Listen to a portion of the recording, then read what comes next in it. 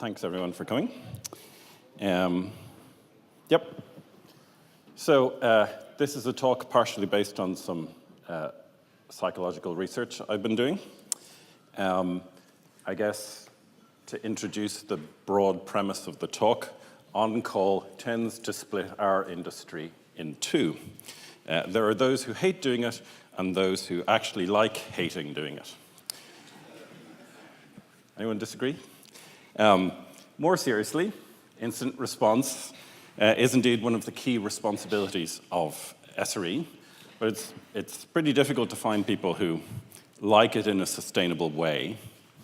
Of those who do, a certain number of them are maybe self-confessed adrenaline junkies like the original SRE ad, who like the thrill of deadlines and pressure and saving the day and so on. And there's also a lot of people who like being heroes.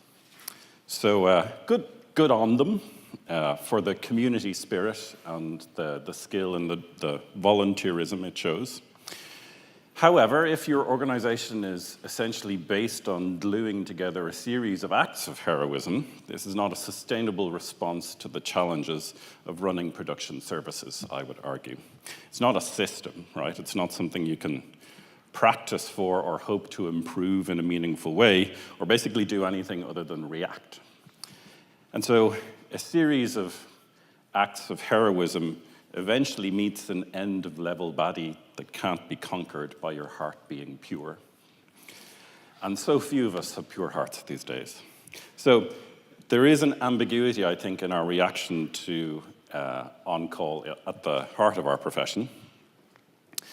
The psychological research I was referring to at the start is that there's a lot of material here based on the book Thinking Fast and Slow by Daniel Kahneman and Amos Tversky. If you haven't read it, I really, really strongly recommend you read it. It is amazing.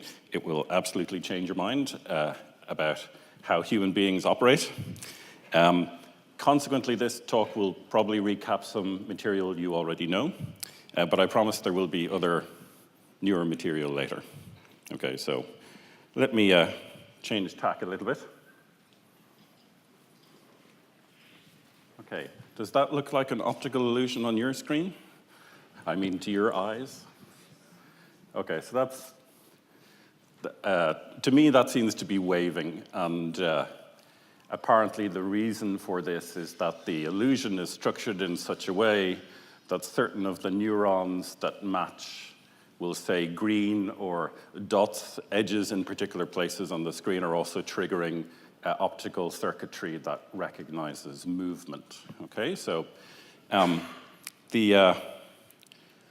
the purposes of this talk, I'm going to ask you to believe, just like there are weird, unexpected things in your optical circuitry which maybe lead you astray or lead you to believe that something is happening that's not, there are similar weirdnesses in our cognitive circuitry which do the very same thing. Well, actually, I'm not going to ask you to believe it. Hopefully, I'm going to demonstrate this. A little bit like Ireland's sole physics Nobel Prize winner, Ernest Walton, who discovered there was detailed internal structure to the atom by bombarding it with stuff until something unexpected came back. We can examine our reactions to things and compare them and see where we act in discontinuous ways. Conversely, I guess, if you are a person who believes that you are perfectly rational and everything you do is perfectly rational and founded upon good sense, and you have no biases, or otherwise imperfections in your mental framework, I do have to tell you that the evidence is overwhelmingly strong that you are incorrect. And even if it wasn't, you could also argue that a certain amount of creativity derives from non-rational combinations of ideas. Well, I won't pursue that too far, but I would ask you to say that while you choose to believe that you are without mental imperfection in any way, I'm going to talk about behaviors that happen at the population level. So you yourself can believe what you believe about yourself, and that's fine, but the population as a whole can exhibit these other behaviors, and there's no inconsistency in those positions. So that's fine. Okay. So the talk works either way, with the mild proviso that if there are any real psychologists in the audience or actual statisticians, I would like to ask you to leave now. Because otherwise you're going to be wincing about how much I'm murdering this material for the remainder of this period. Anyway. Okay. So let's talk about dual process theory. Starting with the basics, fundamental precept is that an effective model for how the brain works is that it's actually divided into two, or human cognition is divided into two modes. There's one that's fast, sloppy, and it uses kind of bad heuristics in certain circumstances, but it's fast, and did I mention it was fast? That's really useful. There's one that's slow. It's deliberate, it's tiring, takes energy, and it's kind of awkward to use, but generally speaking, it has a much higher chance of being correct, but it's slow. Did I mention it was slow? So in this model, they are called System 1 and System 2. System 1 is the fast one, and System 2 is the slow one. So just as there is a division in their competences, there is also somewhat of a division in the circumstances under which they reflect themselves, or under which they come into use, I think, come to life. Broadly speaking, you can think of System 1 as subconscious activity. It gets used, or it comes to the fore, is probably a more accurate way of putting it, when, for example, we're detecting whether or not one object is more distant than another. That one is small, that one is far away. Or we're doing simple kind of maths that can be pattern recognized, like what's 2 + 2? The answer will, in general, almost flash unbidden into your mind. Completing phrases, orienting to the source of a sound, swatting mosquitoes, which is what I did in my holidays, driving on an empty road. You can push a lot of that kind of activity into subconscious work, and recognizing stereotypes. That's a big one. So it's important to note that the operation of System 1 is in general involuntary, okay? You can't really help but complete 2 + 2. If I tell you to stand in the corner and not think of raspberry jam, you'll probably think of raspberry jam. Like our mental systems have a complicated architecture. Many of these things happen without our conscious control. So it's a system, I guess, to be slightly evolutionary about it for a moment, it's a system that when we're, loping across the steps, thinking about what color we're going to paint the okapi on the cave wall when we get home or whatever, this system will allow us to recognize a predator and go, they're about 200 meters away. This is a metric plasticine or whatever. Anyway, this is a system which will allow us to do rapid calculations which are useful for preserving our lives. So System 2 is kind of a different beast. System 2 is when you're paying attention. System 2 is when you're reasoning, when you're actively working at something. System 2 allows you to pick the voice of somebody out of a noisy room.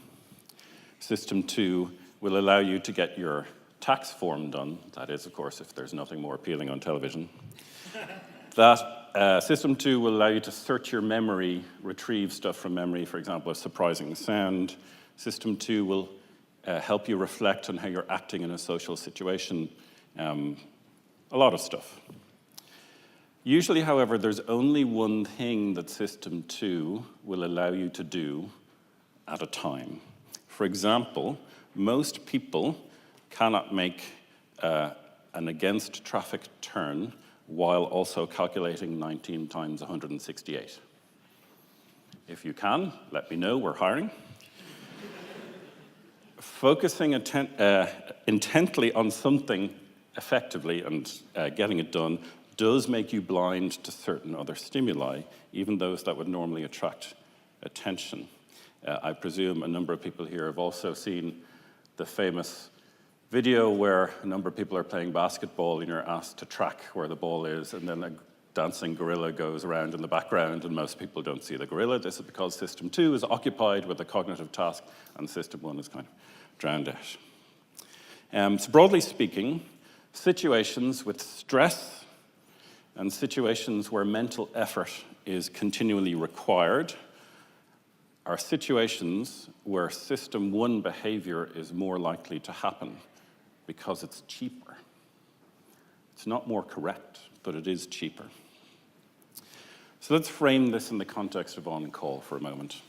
It seems unquestionable that in on-call situations, the overall environment we're dealing with and the kind of things we have to solve, the kind of things we're on the hook for resolving in these situations are going to result in system 1 behavior. Like when we're fixing something, when we're fixing something quickly, we're making intuitive judgments about risks, probabilities, summoning sequences we're very familiar with to mind, all that kind of stuff.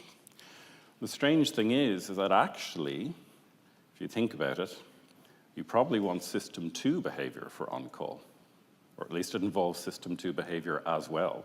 You have extremely complicated, perhaps arbitrarily complicated production setups with this feeding into this, which is known to fail when this other thing happens, and so on. We are reasoning our way around potentially completely unstable causal chains, systems, attempting to figure out what's wrong and why. So system 2 being easily, well, distractible is the wrong word, more accurately possibly occupied, system 2 more easily occupied, and when questions arise that need urgent answers, system 1 will fill in the gap. It'll give you an answer, and quickly, that's what it's for, but there are situations where it's almost certainly wrong. So I would say that the industry is in some way not unaware of this situation, in that best current practice involves things like playbooks, incident response protocols, and so on, all things which are designed to help you to not use system 1 more than you should, but similarly, but standing back, I'm not sure this best practice is evenly distributed. Similarly, standing back a bit, there's probably a bit of nuance in the cognitive behaviors or the structures which could be conceivably of use in on-call. For example, system 1 reacts quickly. Maybe it's a good idea to have consequence-free buttons that you can mash. Whoops, sorry, that might make the situation better or might make everyone react and have no serious downside. Like that might be a useful way to exploit system 1's tendency to act quickly. So you could somehow leverage some of this behavior. But as against that, there are really big downsides to system 1 behavior. Really big ones. It is not intuitively good at statistics. It makes systemic errors. It hallucinates relations between things and causes where none exist. One thing actually that's possibly following on from my talk yesterday, it's way too confident. You get a feeling in your gut and you go, oh yeah, it's totally that. No, not necessarily. And it's hooked into cognition at such a low level, it's really, really hard to tell when your thinking about something has been influenced by system 1 and when it hasn't. It's very hard for us to tell when we should treat our own ideas with skepticism. There's a book by Anthony Trollope called He Knew He Was Right. It turns out he wasn't, spoiler, okay. And this is the kind of thing that can very easily lead you astray. Okay, enough about that. So let's talk about one of these malfunctions of cognition. There's a thing called anchoring. That picture is a picture of the anchor in my front garden, which was deemed useless about 16 years ago, but is now coming to increasing prevalence. So anchoring is the process around which, or by which, your thinking on a topic is anchored in some way, or on a range of values, by being even exposed to a suggestion. Not having somebody actively try to persuade you, but even just seeing a number can cause you to fixate on that number and inappropriately think it's the answer. It's incredibly powerful. It's an incredibly powerful technique, as anyone who works in supermarkets or used car sales can tell you, okay? It really, really works. There's two forms of it. There's a form which reflects itself in system 2, which is when you anchor on something and by a process of adjustment, you're trying to get to what you think the right answer is. And then there's anchoring that occurs by priming, which is that instantaneous reaction to something you just see. And that's an automatic manifestation of system 1. So there are a huge number of wonderful examples in the literature. Kahneman and Tversky have a couple. So they put together a wheel of fortune, okay? Numbers 1 to 100. They rigged it so it only ever stopped at 10 or 65. So they got a bunch of experimental subjects, sat them in front of it, spanned the wheel, it ended up at 10 or 65 in every case. Then they asked the group 2 questions. Is the percentage of African nations among UN members larger or smaller than the number you just saw? And what's your best guess of the percentage of those nations in the UN? Of course, what the wheel does is utterly disconnected from what that number is. But the groups that saw 10 on the wheel wrote down something which was 25% on average, and the groups that saw 65 on the wheel wrote down 45% as their average. There was no other difference between those groups in terms of the delivery of this information. They saw that number, that had nothing to do with it, and it influenced their judgment. This is priming. So there's also the idea of adjusting from a baseline.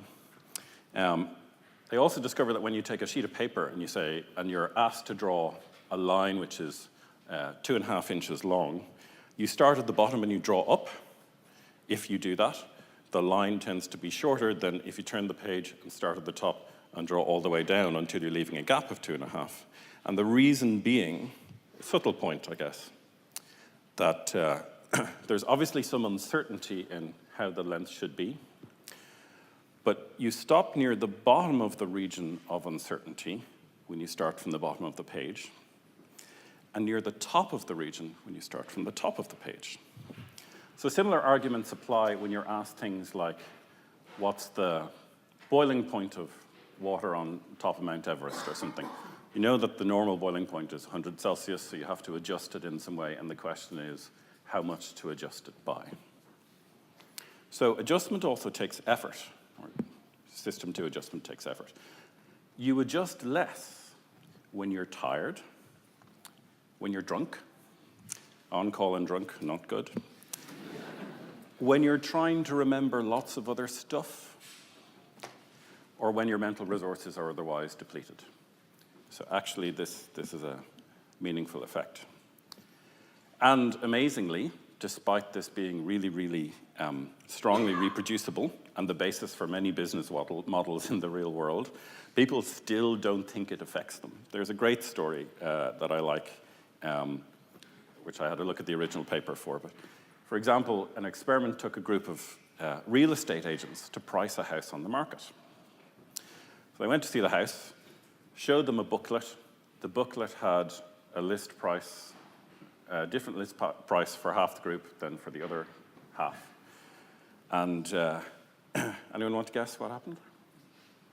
So, okay. Each agent gave what they thought was the right price range for the house, and stated why they thought that. Oh, you know, it has 2 bathrooms, or it's far back from the road, or whatever. Only about 15% of the agents said that the asking price in the booklet had anything to do with their price range, but in fact, the anchoring effect of the booklet for the real estate agents was 41%. They also asked a bunch of business school students to do the same thing with essentially the same result, with a 48% anchoring, except that the only meaningful difference between the two groups was that the professionals denied that the number in the booklet had anything to do with their result, and the business school students did not. So just think about that for a moment. There's obviously a lot more to say on this, but for the purpose of this conversation, let's bring it back around to on-call. When I think of on-call and anchoring, I would say I certainly have seen, probably we all have seen cases where people have gone on wild goose chases, thinking about a particular value in a particular graph, thinking about a particular cause, a particularly weird result that somehow grabs attention, and it can be hard for them to escape that in some way. Maybe in the analysis of what went on, they added 2 + 2 to make 5. Or a colleague told them a result, one number for a particular metric, and that number could maybe anchor somebody for another metric. I know I've made mistakes like this, and I got to guess that other people have too. But in the heat of an incident, with everything pushing you into system 1 behavior, it can be hard to realize that this is even what's happening. So also in our profession, we have cause to estimate probability all the time, in life actually, but particularly in our profession. It turns out that a large part of how we do this is based on a heuristic called availability. The simple version is that if we can think of loads of examples of it, we think it's probable. And if we can't, we don't. Now, actually, there's a bit of a wrinkle in there. But basically, we use the ease and fluency of retrieval of examples of a class. We use the ease and fluency of that act as a proxy for how probable the thing is. So unfortunately, that itself is a signal, right? So the relative ease or difficulty of that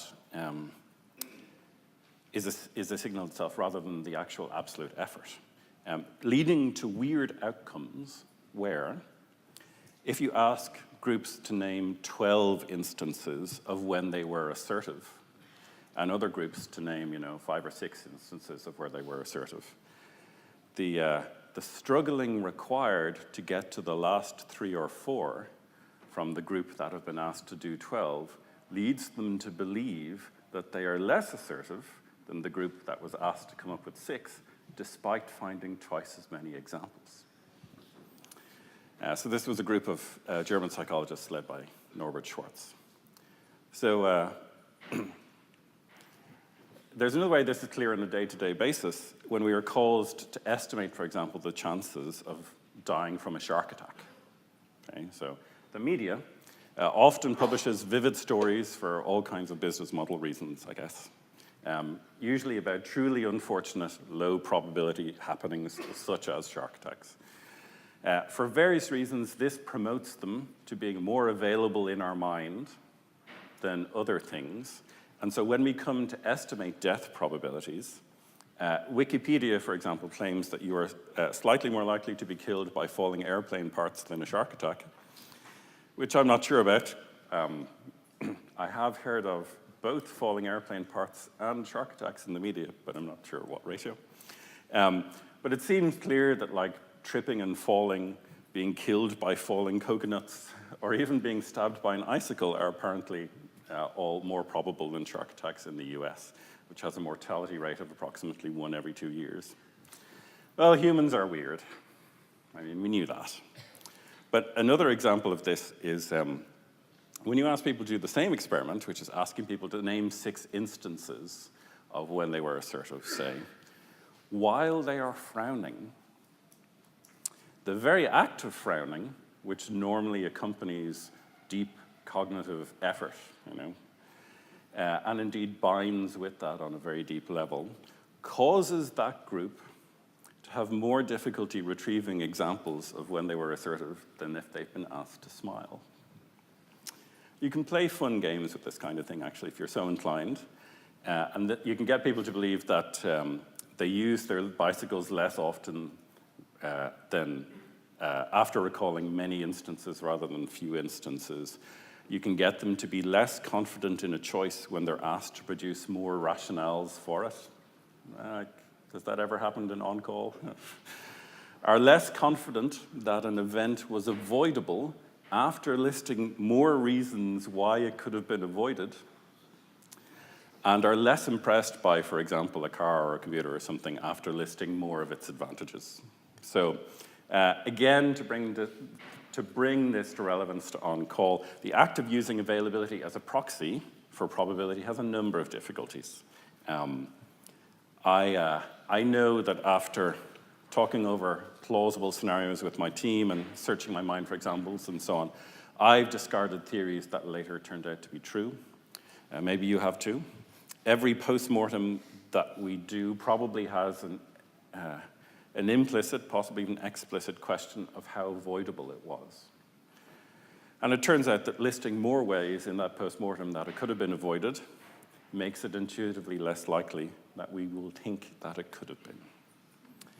So there's a blend, of course, between the ease with which instances come to mind under System 1, which can be replaced by a focus on the content in System 2 when it's more engaged.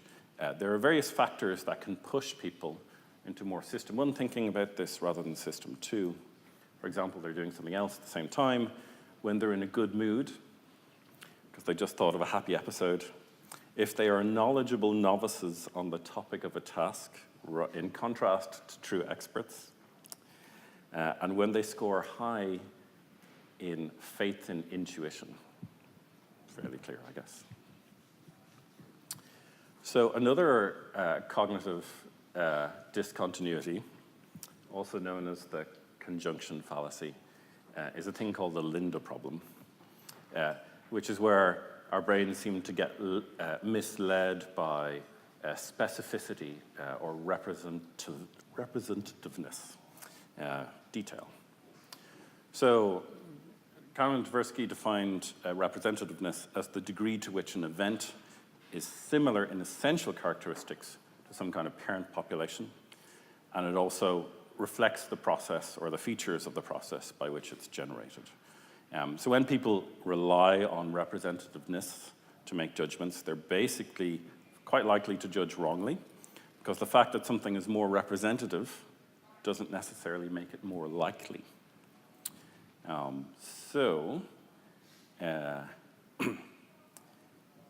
Let's go with an example here, which is the famous example from the 1983 paper that started this all off. They asked participants to solve following problem. So Linda is 31 years old, single, outspoken, and very bright. She majored in philosophy. As a student, she was deeply concerned with issues of discrimination and social justice, and also participated in demonstrations. So which is more probable? 1, that Linda is a bank teller, or 2, that Linda is a bank teller and active in the feminist movement? Okay, so a bunch of you probably have opinions, right? So it turns out that the majority, somewhere around 89% of people in some studies, but certainly the majority of people, pick number 2 over number 1. And the explanation for this is that, well, Stephen Jay Gould has a great line, which is, quote, "I'm particularly fond of this example, the Linda problem, because I know that the conjoint statement is, strictly speaking, mathematically less probable, yet there's a little homunculus in my brain jumping up and down, shouting at me, but she can't just be a bank teller, read the description." Sadly, mathematically, physics, and all that, it's actually not true. The statement Linda is a bank teller and has property X, no matter what the property X is at most equally probable, but it's less probable than, quotes, Linda is a bank teller, end quotes, right? So we seem to get misled by the detail. We've been fed a lot of things that enable us to somehow create Linda in our mind, and all kinds of other properties get swept in an associative kind of way. I guess part of the reason why this works, and there are some studies showing this, is because the properties in question are so vivid. If you repeat the experiment with Jane is a teacher, and Jane is a teacher and walks to work with no story, people pick the right one. But if you feed them the story, they pick the wrong one.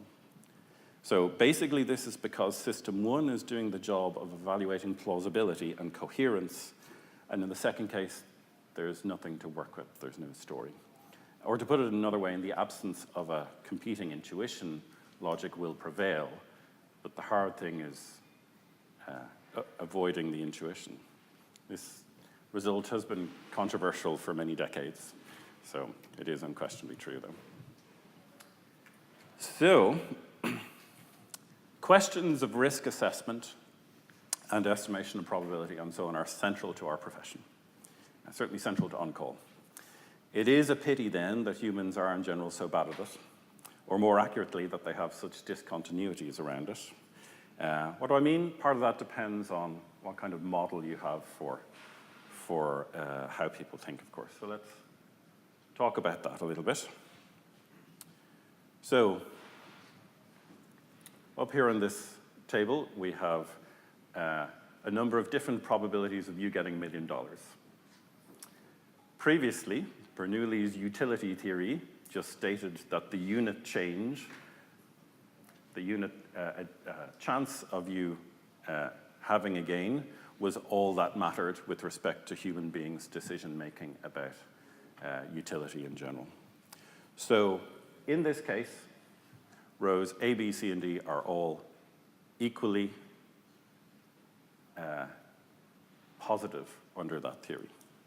But of course, when you talk to actual human beings, there's a huge difference. There's a huge difference between a no % chance of getting something and a 5% chance, and there's a huge difference between 95 and 100. So we have specific discontinuities around moving from nothing into the realm of possibility and moving from possibility into certainty. 0 to 5, the possibility effect causes highly unlikely outcomes to be weighted in our minds disproportionately more than they deserve.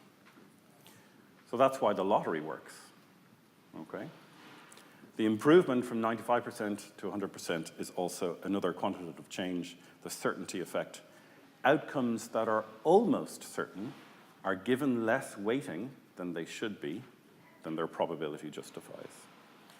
So when we look at the decision weights that people apply to bands of probability, it turns out that our intuition is actually significantly at variance with this.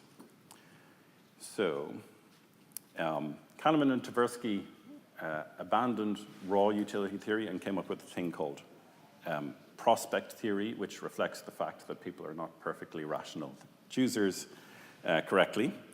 And it posits a number of things about humans actually evaluate prospects based on the idea that there's some kind of reference point, like the status quo, that relative gains and losses have diminishing sensitivity. In other words, going from $900 to $1,000 doesn't matter as much to people as going from 0 to 100 or 100 to 200. And we've strong loss aversion. So I don't need to tell an audience composed of reliability engineers that loss aversion is important. Of course it is, but it turns out that we have a discontinuity about how we think about that. And that strong sensitivity to losses is overweighted against the potential for gains. You can usually demonstrate the above by, in your own head, thinking, well, would I take a bet where heads I win heads I win $150 or tails I lose $100? Actually, most people don't take that bet. They feel, well, I don't actually want to lose that. And the amount by which you have to adjust the potential winning amount in order for people to take that bet tends to be between 1.5 and 2.5, which is interesting. Usually the ratio floats around there. So turns out that when you do the experiments, you get a table that looks a little bit like the above, where the raw probability is on the top, and how we think of that probability is on the bottom. So when you measure by getting people to, say, wager relatively small amounts of money on various stakes. This is the weight that people place on probabilities.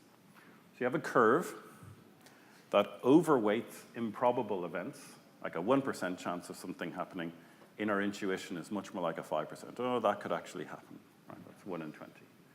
And a 99% chance of something happening is typically viewed as kind of 91% chance of something happening. And people will behave as if this is the case. They will wager money accordingly and so on. So this is system one, providing some intuition about what a certain probability feels like, but its curve is quite distorted from the linear reality. So I guess SRE as a profession is quite accustomed to thinking about low probability events. We also think about the negative impact of events, like there is a 0.001% chance of our data center being taken out, but if we do, we lose everything, so it's appropriate to spend some time and effort on backups or taping or another data center or whatever. So we have that. And with that in mind, I've been wondering if we are actually better at statistics than the general population is. But come on to that in a moment.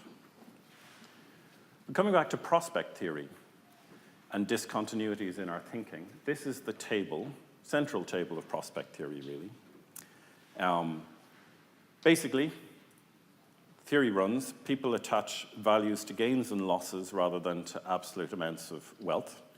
And as discussed, the decision weights are different.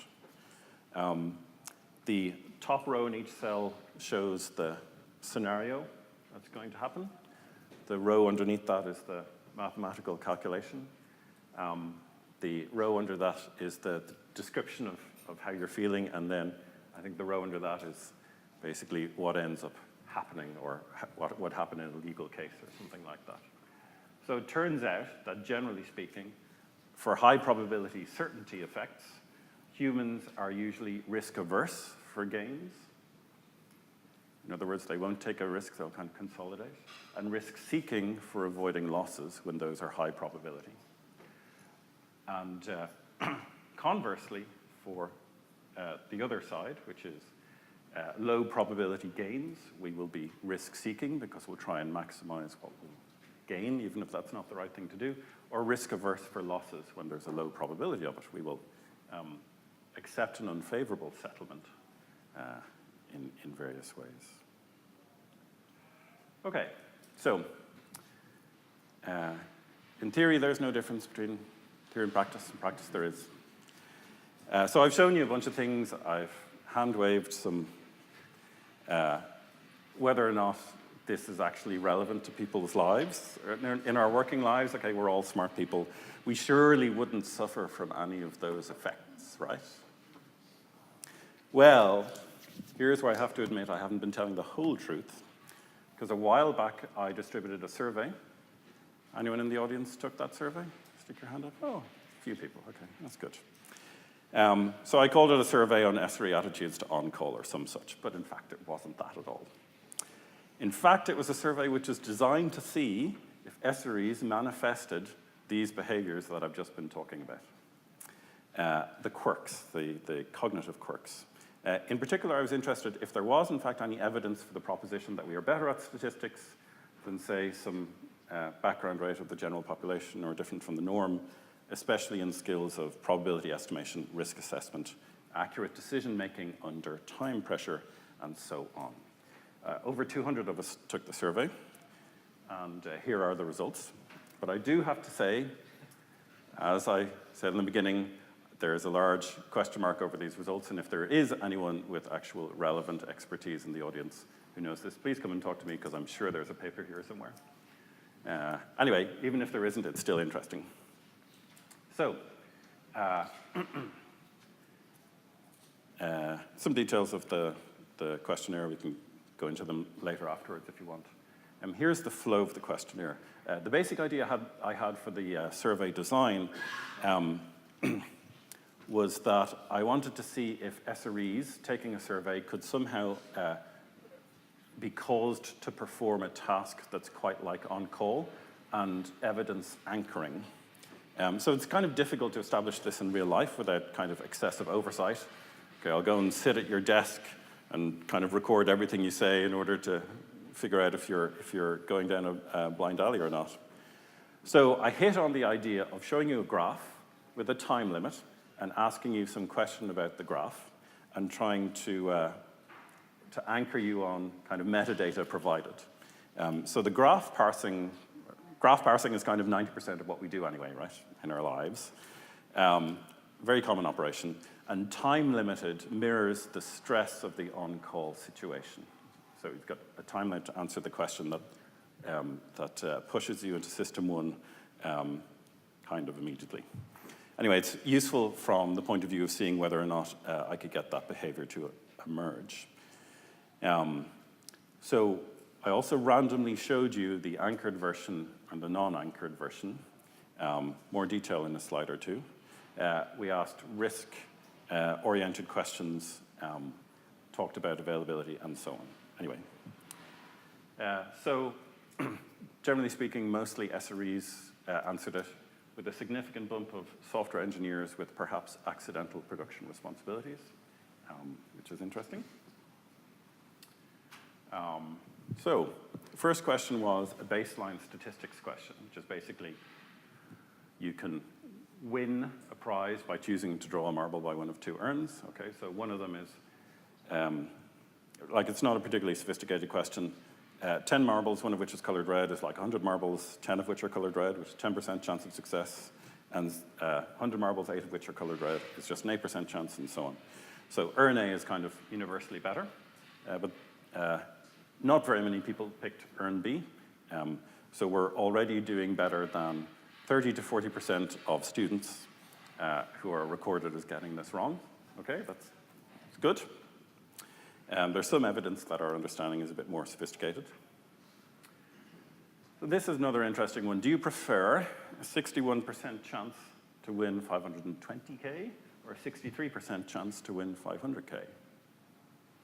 Okay, so from a raw mathematical point of view, 0.61 times 520 equals 317.2, and 0.63 times 500 equals 315. So therefore, picking the first one, although it's less probable for you to receive something, will maximize your outcome. Of course, the prospect theory says instead that expected gains matter, and like when you're getting a life-changing amount of money, you're adjusting from some status quo. And the marginal utility on 520K versus 500K is essentially nil. So should maximize according to the largest probability of receiving a positive outcome. And that's what we see here. We are risk averse. We want the largest chance of getting something. Okay, so conversely, and I guess this question clarifies it even more, again, the econo-rational thing to do is to multiply the probability by the gain. Expected gain in the 98% is 509K. Expected gain in the 100% case is, of course, 500K. But we overweight the 2% chance of gaining nothing at all, and we go to risk averse. So demonstrating precisely the curve of decisions that we were talking about earlier. So we're risk averse for gains, but in the high probability bucket. And the disparity is presumably a bit greater here because the psychological disparity between 61 to 63, which is the same gap, and 98 and 100 is also greater. So, loss. You run a popular web service. If there is an outage, would you prefer a 61% chance to lose 500 or a 63% chance to lose 480? So this is quite like the previous, of course, except flipping it around to loss rather than gain. SRE is a bit weird in this context, and I struggled a bit with the construction of this questionnaire because we care deeply about loss, but there's hardly any way that we can really be about gain other than by minimizing loss. Right? So I guess it could be argued that we could put in a purchase order for more stuff, and that would result in gain or something, right? But it's really a fairly indirect connection. I don't think we think that way as a community. So these questions are trying to figure out if we still exhibit the pattern as before, except in a different context.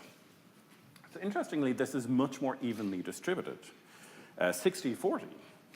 But Again, the econorational thing is, well, 0.61 times 500 equals 305K loss, versus 0.63 times 48 equals 302.4K loss. So the 63% choice is better, but presumably what's driving the first choice there is the fractionally higher chance of losing nothing. Yep. So if you have a 61% chance of losing 500K, you have a 0.39 chance of losing nothing. But we're risk-seeking because we're taking the option which is actually riskier because we're somehow trying to minimize the loss. And similarly, for this one, okay, this is much more evenly distributed, 60-40 like before. But again, the econorational thing is not necessarily what happens in all cases.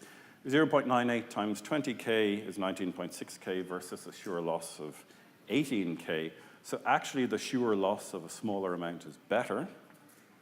And we're gambling with a 2% chance to lose nothing, because that's obviously better than consolidating a loss. Or maybe not. So this is risk-seeking behavior in the hope of avoiding loss. Okay, so anchoring. This was the most sophisticated question. So I showed you a graph like this and asked you to estimate when the metric hits 1.5 again. So I'm sorry if it's not easily visible from the back, but basically it's a sawtooth graph. And it's chopped more or less a little bit before when it would return back to 1.5 again.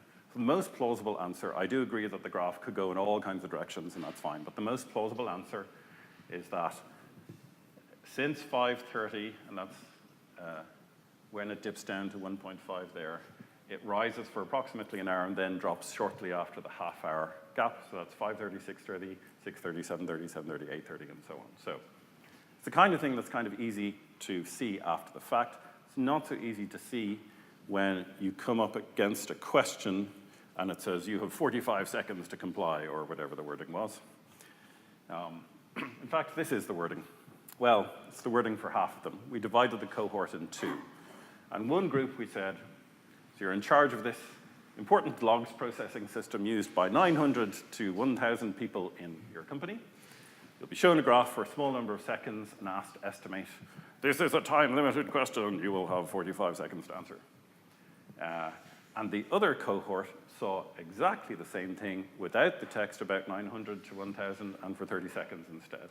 So why did I say 900 to 1,000 and why 45 versus 30? Anyone know?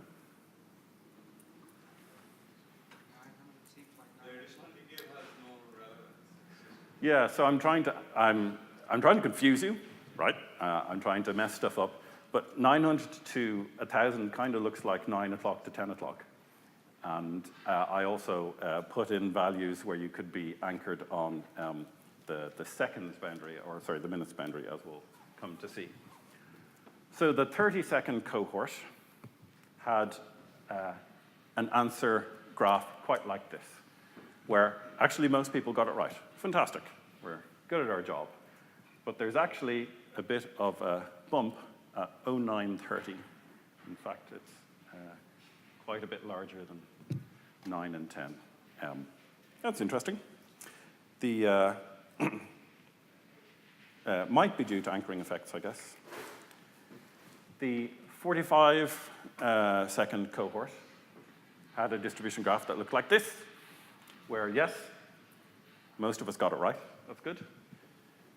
But a bunch of us also thought it was 8:45, not 9:45, well, a little bit. And a bunch of us thought it was 10 o'clock and 9 o'clock as well. So we have been anchored in this graph. We have a bunch of answers that we wouldn't have seen if there hadn't been, we didn't see in the case where we didn't have text that anchored us in that way. This could definitely be redone to be better. Do not,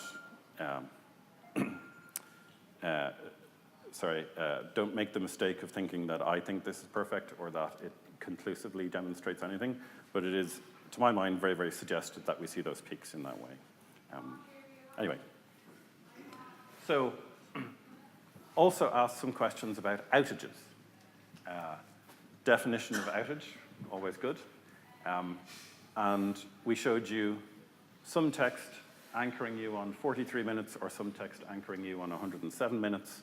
Although the means are different, there's so much noise in the data that it's not, in my opinion, easily attributable to the anchoring effect anyway, so there's more research required there. And now the Lynda problem. So, the analog of the Lynda problem that I put out was some problem you're debugging with all kinds of specific nonsense about packet loss and firmware upgrades and so on. And then I asked you, is it likely to be a network problem, or is it likely to be a network problem specifically related to packet loss? Of course, it's more likely to be a network problem, and we did, in general, pick that. There was 30% of us that were fooled by the specific details around packet loss. Much better than the general population, though, 70-30. But I also gave you another problem, which was kind of the Lynda problem in disguise, which is some sequence of more, a much more abstract problem about die rolling and colors and so on. The second sequence there is one longer than the first sequence, and so is strictly less probable than that sequence. But it does match the proportions of the die better, and so it attracts a number of people to select that outcome. In the outside world, in the real world, apparently 2/3 of respondents picked that one. Here, we have avoided that, 55 to 40%. This is significantly worse performance than the network question, probably because it's more abstract, and it's not linked to the day-to-day of our experience in such a way. So, anyway, and so in conclusion, or also unfounded, baseless allegations that would never survive in a court of law,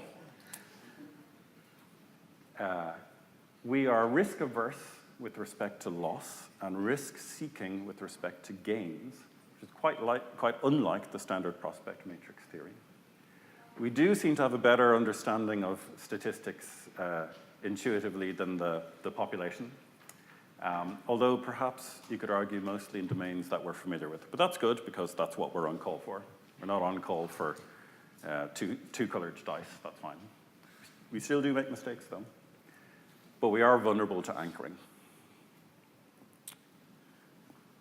So, I guess the conflict at the heart of our role with respect to System 1 and System 2 behavior, we are pulled towards System 1, we actually need System 2, or we need to be able to use both of them in the best way when possible.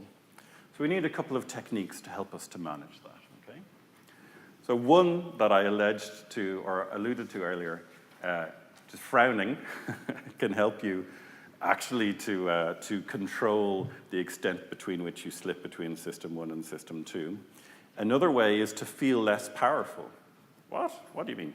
Feeling less powerful is apparently shown to increase the distrust you have for your own intuition. Actually, that's quite useful. You could read John Allspaw. He's got lots of stuff, particularly on, if I recall correctly, dynamic fault management and consequent procedures and processes. Another thing that would be good is being on call in teams, because when you have to explain yourself to somebody, it's kind of a System 2 interaction as opposed to a System 1 interaction where you're just allowed to coast on your own intuition. Aggressive re-hypothesizing. Okay, we think it's this, but if it wasn't, what would be going on? So brainstorming like that with colleagues can help to yank you out of a dead end. Handoff documents, also articulating what you're doing, very useful.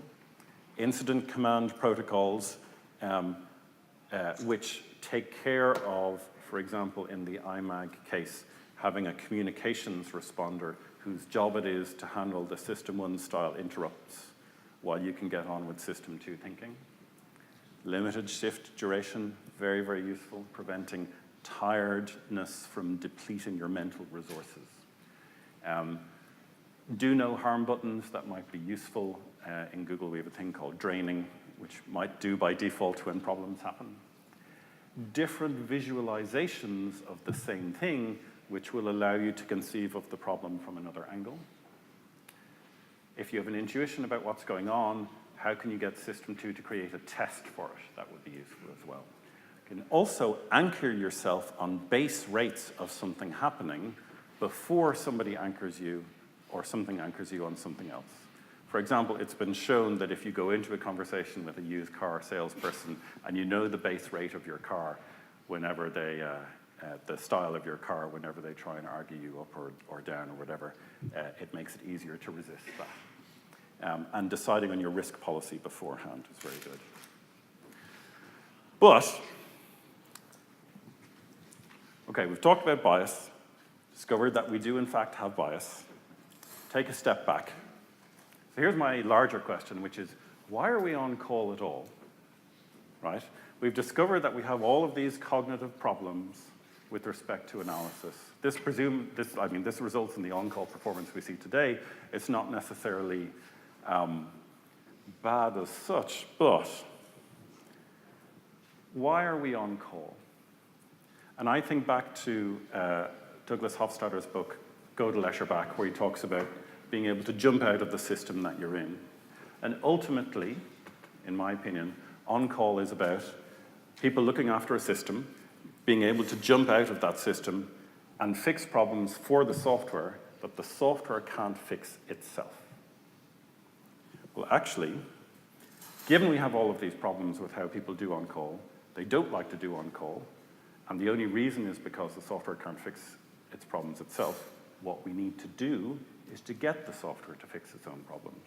So we need to consolidate on cloud stacks that have automation, that have automatic remediation, so that we can move on-call to being a System 2 job done by us, rather than a System 1 job. We're not good at it, we don't like it, and it won't scale. Thank you very much.